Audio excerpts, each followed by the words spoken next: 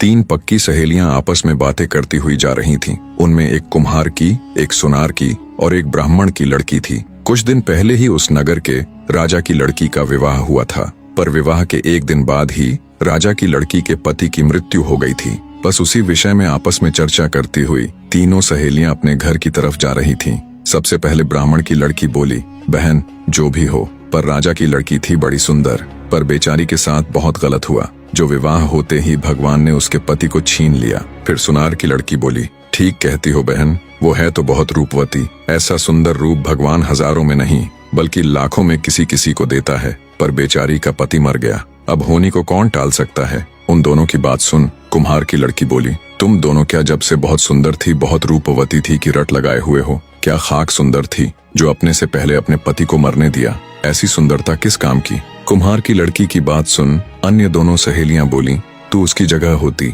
तो तू भी क्या कर लेती? उनको जवाब देते हुए कुम्हार की लड़की बोली, अगर मैं राजा की लड़की की जगह होती तो अपने जीते जी अपने पति को कतई मरने न देती, चाहे उसके लिए मुझे कुछ भी करना पड़ता। पीछे चल रहे सिपाहियों ने उन तीनों सहेलियों की आपस की सारी बातें सुन ली। सारी बातें सुन सिपाहियों के मन में तुरंत राजा के हुक्म वाली बात कौंधी कि जाओ जाकर ऐसी कन्या ढूंढो जो अपने से पहले अपने पति को ना मरने दे। सिपाहियों ने तुरंत उन लड़कियों को रोककर उनसे उनका नाम पता सब ले लिया और राजमहल आकर सभी बातें विस्तार पूर्वक ज्यों की त्यों राजा को बता दी। सिपाहियों की बात सुन राजा के मन में उम्मीद की एक किरण उभरी। उसने तुरंत अपने साथ अपने मंत्री व अन्य कुछ राजसभा के विद्वान सदस्यों को लिया और निकल पड़ा सिपाहियों के बताए गए गांव की ओर। कुछ घंटों का रास्ता तय कर राजा अपने आदमियों के साथ कुम्हार के घर पहुंच गया। राजा के साथ मौजूद मंत्री ने लड़की के पिता यानी कुम्हार को राजा का पूरा परिचय दिया और उसकी लड़की से राजा के लड़के के विवाह की बात सामने रखी।